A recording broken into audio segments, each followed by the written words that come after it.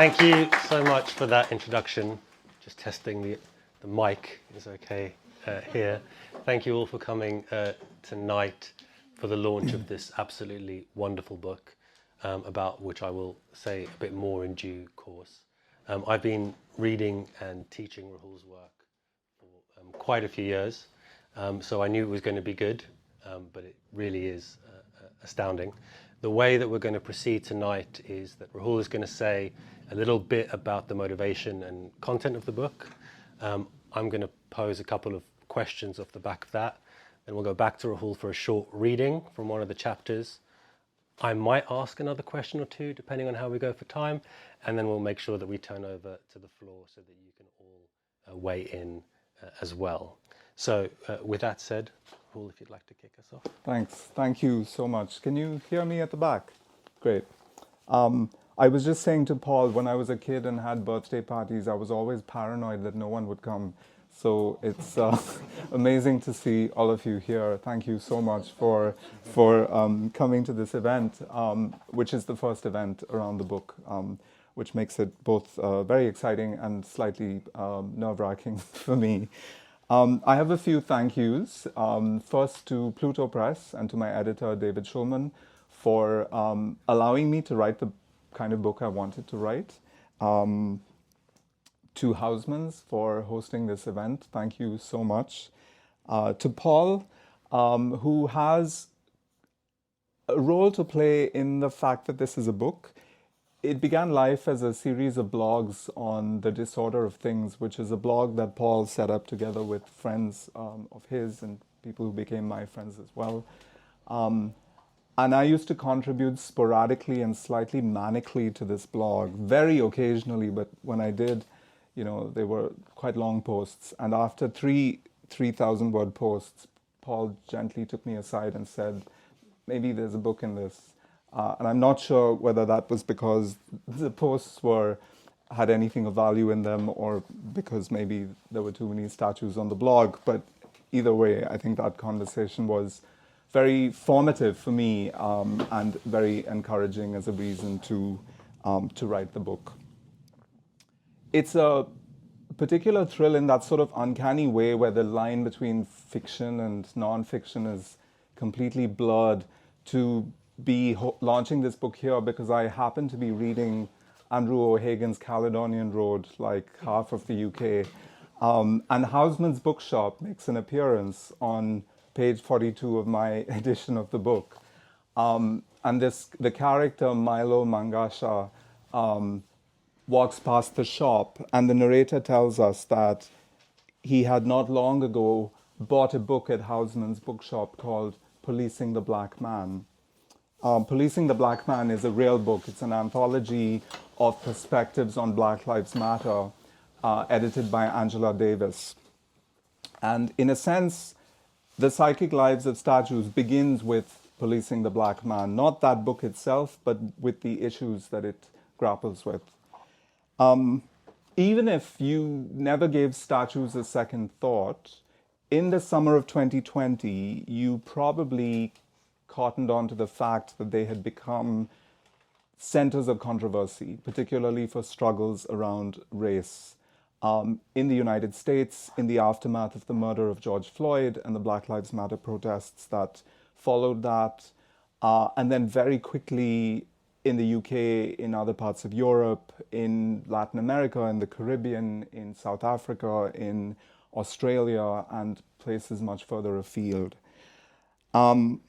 It wasn't the first time, of course, that statues had become controversial. There has been a long-running struggle against Confederate statues in the United States and symbols of the Confederacy. There was a particular spike around those kinds of statues and symbols around 2015 when a white supremacist named Dylan Roof killed 9 African-American people in a church in Charleston, South Carolina. He was discovered to have posted a manifesto on the internet in which he posed with symbols of the Confederacy, which he was obviously enthralled to and inspired by to commit these murderous acts. And so that renewed the struggle against symbols of the Confederacy. which again spiked in 2017 during the first Donald Trump administration. I mentioned Trump's name on the first page of the book, and at the time that it went to press, I felt like this was a bit of a throwback and perhaps unnecessary, and I'm glad my editor convinced me that that might not be the case, because here we are again in another Trump moment when the so-called culture wars around race have been renewed with vengeance and are taking newer and more cancerous forms. But I first started thinking about statues in 2015, earlier in 2015, when a movement called Rhodes Must Fall erupted in Cape Town in South Africa, and then very quickly after that in Oxford in the UK. The movement in Cape Town was a movement demanding the removal of a statue of Cecil Rhodes, arch Victorian settler colonist who played an outsized role in the colonization of Southern Africa, not just South Africa, but the countries that became Zimbabwe and Zambia. If I were writing the book today, in 2025, I would probably describe Rhodes as the Elon Musk of the 19th century, or maybe I would describe Musk as the Rhodes of the 21st century. And I'm not saying that just to give you a kind of cute soundbite to make you buy the book, because actually I don't make that comparison in the book. But I think when you read about Rhodes, it becomes very clear that these are the sort of progenitors, in ways we can talk about in more detail, of our contemporary moment of settler colonial solidarity, if you like, that we're seeing today. So Rhodes Must Fall was not just a demand about a statue. The statue was a metaphor for a broader movement against the enduring legacies of apartheid in South Africa, which the movement saw visible in the continuing whiteness of the university, the campus, the curriculum, the community itself. And it was quickly picked up in the UK because Rhodes, of course, came from the UK and is intensively memorialized here, in part because of his philanthropy to the University of Oxford in the form of the Rhodes Scholarships. And that mattered to me because I came to the UK on a Rhodes Scholarship from India. And so my own migration, mobility in both geographical and class and all sorts of other terms was premised on the wealth that Rhodes extracted from Southern Africa and institutionalized in the form of this scholarship.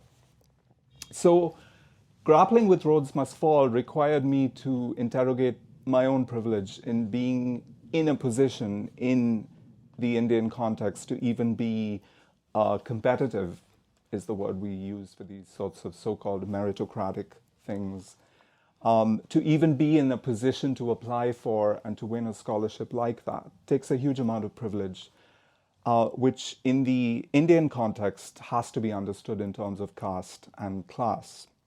And so thinking about Rhodes Must Fall required me to think about race and caste. And that interrogation is very visible in the Indian context today, particularly in the form of statue politics. It takes a very different form than it does in the West, where it isn't so much about statues being toppled as statues being built by different religious and caste communities in a kind of rivalry with one another, which I can also talk a bit more about.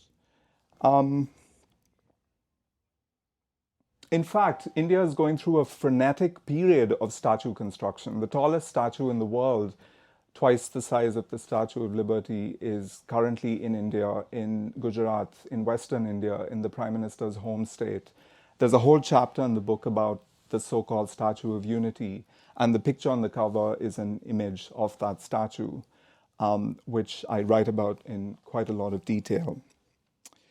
So the kinds of questions I was preoccupied with grappling with, my motivations for writing the book, were first to think about why statues had become terrains for racial and caste politics in this way, for the assertion of racial and caste supremacy, but also for the contestation of those things. I wanted to understand or place in the same frame both construction and toppling, because these are processes that are unfolding simultaneously in different parts of the world. And I also wanted to try and explain to myself, but also to anybody who was puzzled about why an inanimate object like a statue might arouse such intense feeling in people, to the point where they were driven to destroy or topple, or indeed to defend those statues with such great fervor. I can say more about the arguments in the book as we go along, and I'm sure we'll get to them. But I think briefly I would say that I'm trying to convey four things in the book. I want to show that the furore around these statues is often not just about white supremacy, but is also an expression of discontent against older ways of fighting white supremacy. So Rhodes Must Fall, for example, was not just a protest against the endurance of apartheid logics in South Africa. It was also a protest against the Mandela generation for not doing enough to dismantle those legacies. And likewise, a movement called Gandhi Must Fall, quite different in some ways, despite the apparent similarity in the names, was really a protest that began in Ghana but had imitators all over the world, where movements of different kinds expressed a kind of animosity towards Gandhi that comes from many different reasons and motivations. I wanted to remind readers that, it's easy sitting in the Western metropolis to think that the statue is a Victorian obsolete form. But by reminding readers that statues are still being built on ever more monumental scales, I wanted to convey that these were still modes in which communities were asserting pride, claiming space, making a kind of politics for themselves. I found that statues were being both toppled and erected in the name of something called decolonisation. If you're sick of that word, so am I. It's a very confusing word in the way in which it's deployed today. It is used by both people constructing and destroying statues to justify what they're doing. It's used both by racists and anti-racists to explain what they're about. And so one of the things the book tries to do is to navigate its way through these confusing and complicated deployments of decolonisation. And finally, this is a book about identity, my own, but I hope yours as well. Some of the book is written in the register of memoir because I toyed with the idea of calling it My Psychic Life and Statues, which it really is. I mean, why did you choose to write about these statues? Because they call to me in some way, and I'm quite explicit about why they do that. But I hope it's not just about me. I hope it gives people a way to think about the built environment around us as a portal into the deeper conversations that I think we want to have around race, caste, and decolonisation. Thank you. I know that many people got a copy of the book with their ticket, but I feel like part of my job is also to sell the book a bit before we get into questions for those who didn't. So I'm going to do that for a minute or two before I pose the first question to Rahul. I really do think that this is a book that cements Rahul's place as one of the most agile and astute and worldly public intellectuals of our time. I think it is an extraordinary achievement. And I want to pick out just three of its qualities for you. The first is that although it's about statues, it also, to me, breaks the bounds of the debate on statues, at least as it exists in the UK. So it really avoids the trap of arguing about the specific historical merits of this or that figure, this or that statue, in the way that I think the British debate has tended to. It does not, if you think about the memory wars, do the close combat of saying, here is the list of things about Cecil Rhodes that were good, and here's the list of things that were bad. It's much more agile, and I was trying to think in martial metaphors. If it's not the close combat of the memory wars, what is it? And I think Rahul acts as something like a war artist, right? He's partisan, he belongs to one side, but he's able to paint a picture and tell a truth that exceeds that positionality. The second quality, which Rahul's already touched on, is that the book advances a kind of critique of decoloniality, and a critique in the best sense of working within a tradition to which you are in some way aligned or in some way sympathetic, but to really bring out its tensions and limitations and maybe to point to something which comes afterwards. And it does so in just a hugely ambitious and agile kind of way. It's part travelogue, but in travelling it expands out from the provincialism of British debates about imperial decline and post-colonial nostalgia and such things into a much, much richer transnational web. And then the third quality is this psychic quality, which is that my reading of what Rahul has done here is that it's not just a focus on statues as spectacular focal points of ideology or as superficial relics which displace the true struggle over power and resources, but statues as kind of endemic, banal, a web of sometime anchors in our lives. And that puts them in much richer historical and political context. It's also compulsively readable and really achieves that balance between having a series of academic reference points and trails that you can follow, but whilst maintaining this really astounding pace and readability. So, all of that said, some questions to get us going. The first is, what for you comes after fallism, which is the term that we kind of use for these movements against statues, right? Towards the end of the book, you write about the mausoleum to Nkrumah in Ghana, which features at the front a very standard heroic portrayal of the striding nationalist leader, and at the back has a damaged prior statue which had been attacked partly by his Ghanaian critics in his autocratic period. And you seem to suggest that that's a kind of model for what statue politics could be. But from a British perspective, to become parochial once again, I wanted to know more about how you think that would play out if we're talking about a figure like a Colston or a Churchill or a Rhodes. Yeah, it's a great question. So I was really intrigued by this mausoleum of Kwame Nkrumah in Ghana, in Accra, which, as Paul just described, has both a statue glorifying him in front and a very damaged statue battered by his critics at the back. And they're all displayed on the same site. So it's really like this sort of palimpsestic site that tells you how everybody has thought about Nkrumah over the entirety of his, the aftermath of his life. What would that look like for figures like Rhodes? I mean, the thing that makes that possible with Nkrumah is that he has this outsized stature as the redeemer, the liberator of the nation, but is also heavily criticized for his dictatorial tendencies and for his authoritarianism. And so the reason that site works is because there are redeeming qualities, even in the face of those kinds of critiques. I suppose the question that leaves us in the British context is, do these figures, Churchill, Rhodes,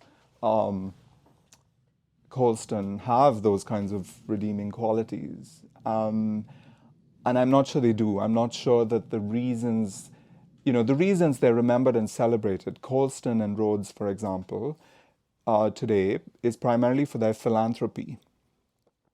In effect, the money has helped to whitewash the implication and coloniality of these figures. And the decision for us is, to think about whether we are willing to let, one side of that balance sheet compensate for or whitewash the other. In effect, they have bought their place in posterity with capital. And that's not a very unusual phenomenon. I mean, most of these great men of empire, most of the figures we venerate today, most of the people who could afford to have statues of themselves built and to occupy public space in this way were exactly men of capital, or whether that was political or economic. And in effect, that has bought their place in posterity and preserves their place in posterity. So when Oriel College in Oxford was contemplating conducting a sort of what they called a listening exercise to see if the statue could be removed, they received a slew of complaints from their own donors, who were probably anxious about their place in posterity if the philanthropist par excellence was dislodged from collective memory. So money is still being used to thwart the politics of decolonization. We have only to look at how donors have responded to Palestine solidarity protests to see that money at work in those same ways. It's not the only reason that institutions are cracking down on Palestine solidarity, but it is a very important part of what's going on in the current moment. So I'm not sure that what I say about Nkrumah can be easily applied to these other figures. Nkrumah is a complex figure in which there is both the possibility of liberation as well as the disappointment.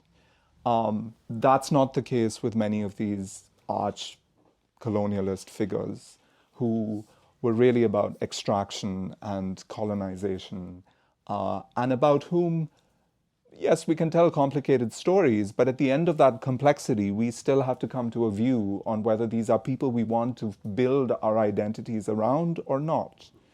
And that's really the question that these iconoclastic movements have brought to the forefront. That's the reckoning that they've forced.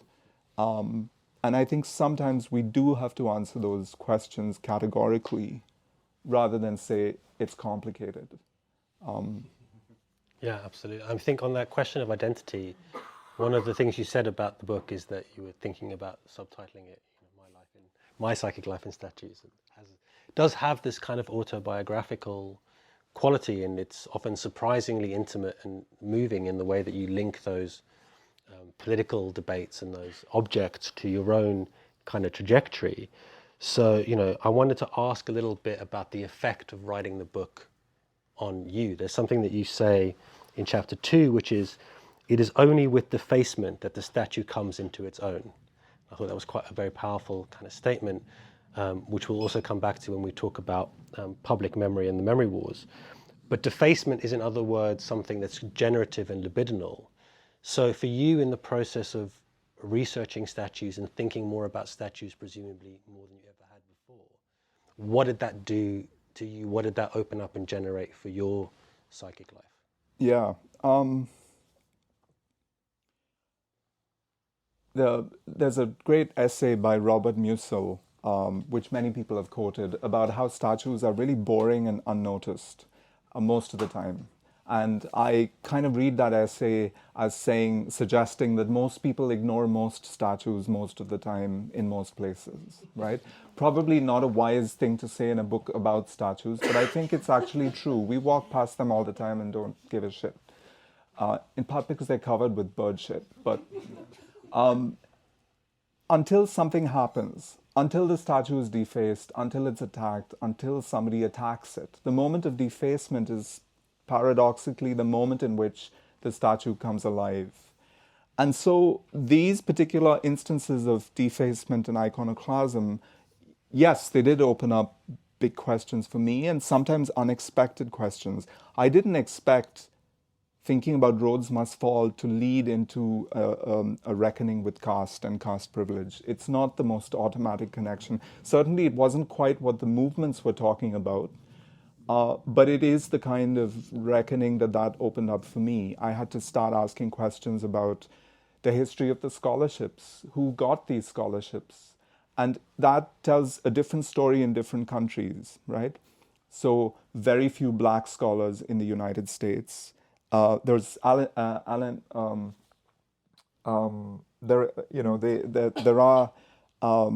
are exceptions to that trend, but they're almost accidental. Very few black scholars in South Africa till very recently.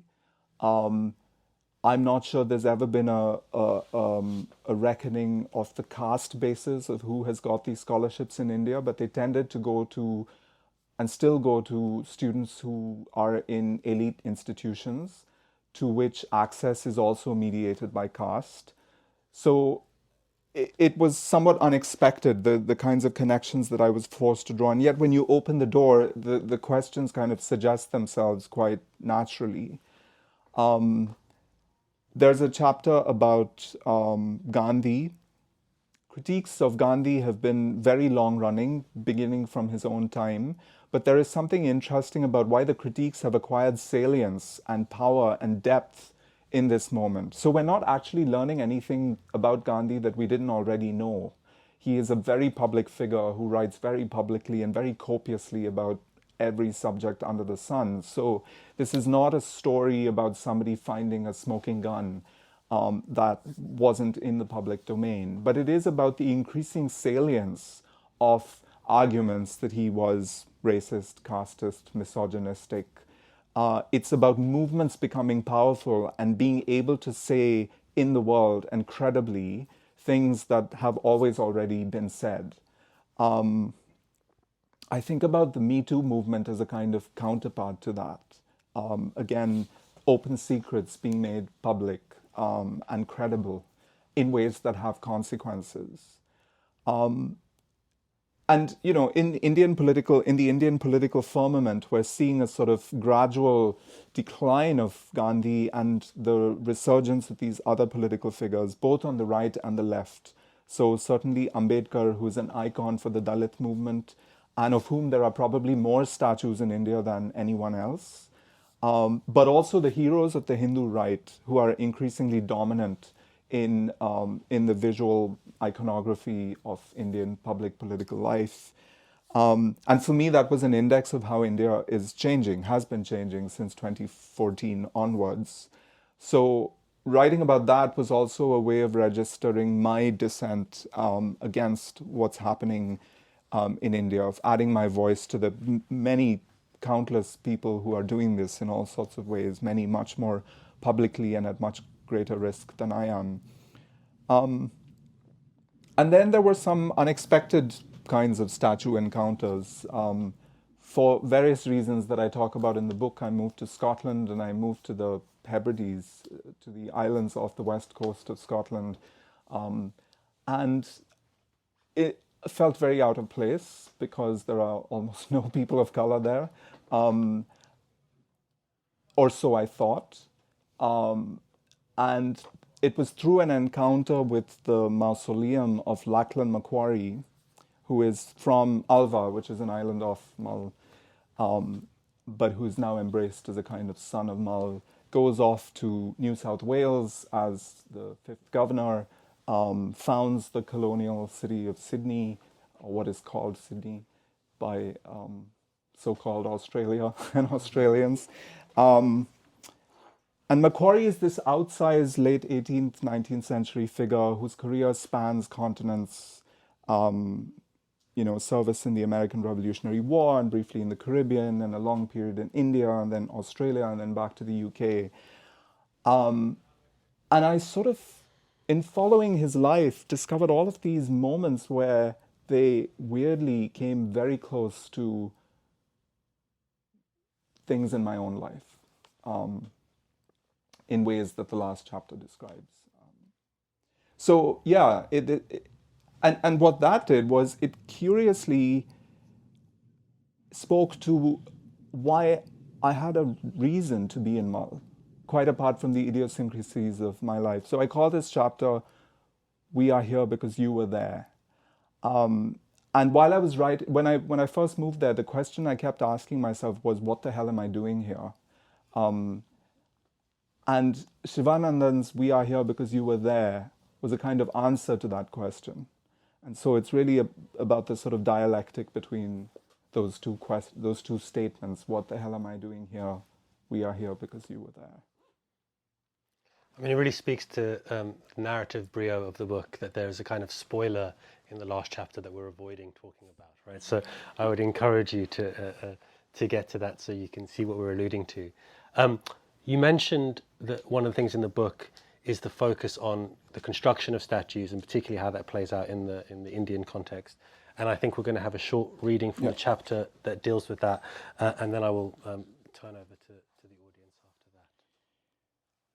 So this is the chapter about the Statue of Unity, the tallest statue in the world, for now, although there are bigger statues being planned in India by other actors and states. And you know, it's a longish, complicated story that begins with colonial governmentality in the late 19th century. The British colonial government introduces a very limited franchise, elections to legislative bodies, and this makes communities very conscious of their numerical strength. It's important for communities to be as big as possible in order to wield electoral power. And so upper caste Hindus in that moment, for the first time, decide that subordinate castes should be treated as Hindus for the purpose of wielding electoral power. Not in a way that dismantles the caste system. So what they want is a sort of hierarchical but unified Hindu community in which caste is preserved, but all of these castes are considered Hindu. And one of the ways in which they do this is through visual icons. So for many years around that time, subordinate caste movements had been demanding entry into Hindu temples. Dominant caste Hindus did not want to concede that demand, but they also wanted to give subordinate castes something, some crumbs with which to satisfy that demand. So instead of allowing them into the temple, they brought the icons out in public processions, in festivals, such as the Ganapati Utsav in Maharashtra, around the god Ganesha, or the Durga Puja in Bengal. And so these icons would be carried in public processions. This was a way of consolidating community and sort of identifying and also claiming territory. But perhaps the most institutionalized form of doing this was to actually build statues. Carrying an icon in a procession on the date of a festival is a once in a year occurrence, but building a statue is permanent. And that way of asserting community identity and claiming territory really takes off in the 1960s when the Dalit community begins to build statues of Ambedkar, who is the preeminent Dalit leader, but also the architect of the Indian Constitution. So, you know, he's this outsized intellectual and political figure who is memorialized by the Dalit community in statues. This is a story that Kajri Jain tells very well in her book Gods in the Time of Democracy, and I rely on her work for some of this historical account. The dominant caste Hindus respond to this wave of Dalit statue building by building statues of their own icons on ever greater scales. So what the Dalit community does in terms of number, the Hindu right does in terms of size. And Jain argues that the size of these statues seemed to increase exponentially in the 1980s when liberalization begins in India. And some industries like cement and real estate and automobiles and road construction take off in a big way. Cities are expanding, and you sort of see this urban sprawl and a sort of peri-urban creep into areas that were previously rural. And one way in which this was done was by building statues of Hindu icons in places that were previously jungle, as a way of persuading caste Hindus that the land was safe for habitation, that it was land that could be urbanized in a sense. So the statues can be read here as a kind of advance guard of how capitalism works and how a sort of urbanizing capitalism is working in this context. But I think there's more going on, especially at the psychic level, and this is where I want to read.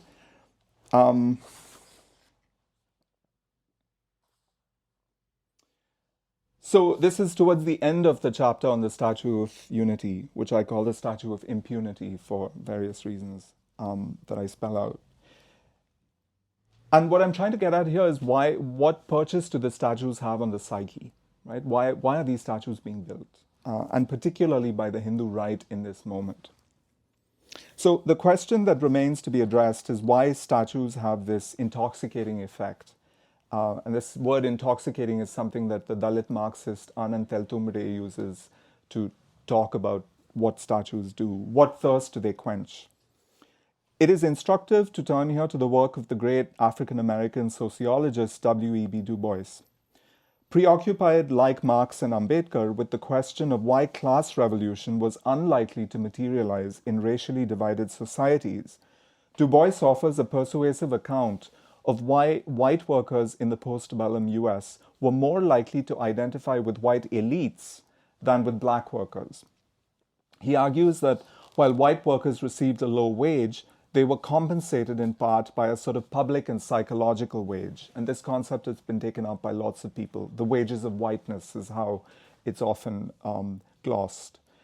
This wage took a variety of forms, including being given public deference and titles of courtesy, access to white-only public facilities in the segregated South, recruitment into the lower echelons of the administration, entitlement to the franchise, and lenient treatment by the courts. This is especially in the US South. Black workers, of course, got none of this and were subject, in addition, to everyday humiliations that reiterated their inferiority, public insult, and at the most heinous end of this spectrum of discrimination, mob lynchings. White elites benefited most from this system because, and I quote Du Bois here, the wages of both classes could be kept low, the whites fearing to be supplanted by Negro labor, the Negroes always being threatened by the substitution of white labor, unquote. Among the many things that comprised the public and psychological wage given to white labor were the statues honoring Confederate political and military figures who had fought in the US Civil War to uphold slavery, which came to pockmark the southern US states like a rash in the early and mid-20th century. Together with the other non-monetary and symbolic benefits that Du Bois identifies, they stymied the development of class consciousness among white labor by offering visual proof in the built environment of their racial supremacy. In a close reading of Du Bois's work, Ella Myers has argued that what she calls the gratifications of whiteness include, and I quote, not only material goods and status benefits, but also pleasures derived from gratuitous black suffering and the faith-like conviction that the world belongs to those marked as white, unquote. Confederate statues bolstered this conviction by demonstrating an ownership of and mastery over public space. Yet they also sought to keep white workers in their place. Erin Thompson, who's an art historian, in a book called Smashing Statues, points out that many Confederate statues are not of leaders, but of the ordinary soldier, who is depicted in a position known as parade rest, a stance in which he would have stood in parade while awaiting instruction from his superior officer. These monuments do not laud Confederate soldiers for their skill or courage, but for their obedience. Built especially in periods of labor unrest, when the specter of racial unity among the working classes haunted white elites, the statues attempted both to elevate white workers over black ones and to subordinate them to the white plantocracy. The electoral strategy of the BJP, now shifting to the Indian context, has long rested on two planks.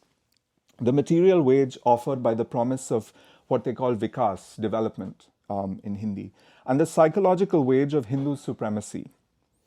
Recognizing that people do not live by bread alone, the psychological wage responds to a complex and confusing amalgam of psychic needs, both legitimate and not: dignity, recognition, respect, izzat, the desire to recuperate a lost or failed masculinity, and pride in the glory of a lost Vedic golden age. And it is dispersed, this psychological wage of Hinduness, through a now familiar array of mechanisms and campaigns that endlessly reiterate Hindu supremacy, including the construction of temples and statues, the lynching of minorities — lynching is now a word that has entered the Indian lexicon — and the increasingly strident policing of whom one can love, where one can live, and what one can eat, wear, read, and say. As Du Bois points out, the psychological wage does not simply supplement the material wage, but also supplants it, blinding its beneficiaries to how their material interests remain unsatisfied while suturing them to their better-off racial, religious, and caste brethren. In this regard, it is a crucial device through which the BJP broadens its electoral base, allowing oppressed castes to feel the gratifications and intoxications of Hinduness, and in doing so, preventing the formation of alliances with Muslims and other non-Hindus without in any way dismantling the stratifications of caste. Scholars of Hindutva have shown how participation in the vigilante activities of Hindu supremacist organizations seems to assuage the frustration engendered by the gap between the aspirations and the actual prospects of the angry young men and some women who provide its shock troops. Hindutva's psychological wage is shot through with pleasure, apparent in the avidness with which videos of mob lynchings, gang rapes, and other acts of gratuitous violence against minorities are circulated and consumed on social media and messaging platforms, and in the recreational opportunities provided by nationalist sites of myth-making and maza, meaning fun, sites like the Statue of Unity. It brings with it the illusion of ownership that comes from the magisterial refashioning of entire landscapes to better accord with the Hindu symbolic imaginary. In delivering gratification, intoxication, pleasure, and ownership, the psychological wage operates as a bulwark, protecting the party, in this case the BJP, against the flood of rage that might otherwise engulf it, as those drawn into its electoral constituency find themselves disappointed by the hollow slogans and jobless growth that it delivers. Dams remain temples in contemporary India, but statues and temples have also become dams. And the reference to dams being temples is a famous statement that Nehru makes when he's inaugurating a dam in early postcolonial India as a symbol of its modernity. I'll just say one more sentence about that. The reason I talk about dams and statues together is because the Statue of Unity is built on the site of an extremely controversial dam on the Narmada River, which displaced 250,000 people on a conservative estimate from the 1990s onwards. And the Statue of Unity is kind of the icing on this terrible cake that is a sort of triumphant capstone on this project of extractive capitalism in the Narmada Valley, which has displaced hundreds of thousands of mostly indigenous people. Because I'd like to come back maybe then to this question of the psychic life and the power of statues, which you've been elaborating on somewhat, in two directions. One is the kind of contrast, and maybe you can say more about how you reconcile this observation that statues are kind of banal and forgettable and we mainly walk past them, and for all of the discourse around statues somehow teaching us history, most of us have no idea who these figures are or what they represent or what they did, and we certainly don't learn it by looking at the statue, right? So we have on this one hand this idea of the statue is quite marginal and forgettable, but you also want to link it to these very powerful psychic libidinal investments that mobilize whole communities, that keep governments in power, that do that. So one kind of question is around that side of the psychic and libidinal charge. And the other, to pick up on one of the questions already asked, is about whether we can do without statues, or maybe better put, without icons, because I think some of the themes coming out here are whether or not we need to mobilize counter icons, whether it's possible to have movements, radical movements, without some kind of iconography, and that actually the example that you use in the book of the statue, I think it's the Wollstonecraft statue, which is not of her but of a figure who is supposed to represent sort of womankind. It seems at one level like that's a counter move, a rejoinder to conventional statue politics, but also in some ways it seems to fail because it doesn't do that mobilizing work that a statue of Wollstonecraft herself might have done. So maybe you can just say a bit more about those. Yeah. So the first question, I guess, is how can a statue be both banal and boring and have these psychic charges that I'm alluding to in the title? And I think that psychic charge is not a constant. It is particularly pronounced at the moment the statues are built, when there's a lot of fuss around them and they're sending signals to particular audiences and constituencies. This is for you, this land is yours, etc. And when they're defaced. So it's the moment of erection, to use a phallic word, and of defacement, ejaculation even, that is the sort of, those are the moments where the psychic charge is most visible, most palpable, most obvious. In between, the statue disappears. It's there, but who sees it, right? So I think those moments are quite powerful, but they are moments. They're not. They don't endure. And this is the other paradox about statues. They're built to make somebody immortal, but as they persist in time, they stop discharging that function because the person gets forgotten. Your second question was about this need for icons. And I think about this towards the end of the book. I think about, the busts of Marx all over the place, but think of the one in Highgate and how it's a sort of, the way people go there almost on a pilgrimage and pose with that image. Or indeed of the statues of Ambedkar, which arguably are the most visible symbol of Dalit assertion and resurgence in India today. And yes, I think we need icons. But I'm always worried that the iconization of figures sets them up for capture, appropriation, in the way that we're seeing happen with decolonization, but also sets them up to fall, right? Things can't fall unless they're put up on pedestals. So would not putting things up on pedestals have the effect of allow us to develop a different relationship with decolonial icons? It's striking, for example, that there are no statues of Fanon. And I would actually be quite worried if we started seeing statues of Fanon all over the place. And I take some hope actually in iconoclastic readings of icons. And I find this in movements like Rhodes Must Fall, particularly the feminist and the queer bits of Rhodes Must Fall, which were very critical of a more masculinist interpretation of Fanon that was circulating within these movements and that has always circulated. And I sort of think that if we could develop an iconoclastic reading of our decolonial icons, that would avert this danger of them being trophies for capture or set up to fall in the way that, everybody is fallible. Everyone is going to fall or fail in some way or the other. And yet, how do we hold out the liberatory possibilities that they offer nonetheless, despite that? That note, thank you so much for coming out tonight. I understand that Rahul is willing to sign books if anybody would like that to happen. He'll hang around for a little while to do that. But it leaves only to join me in thanking him for his time and for the book. Thank you. Thank you. Thank you all. Thank you.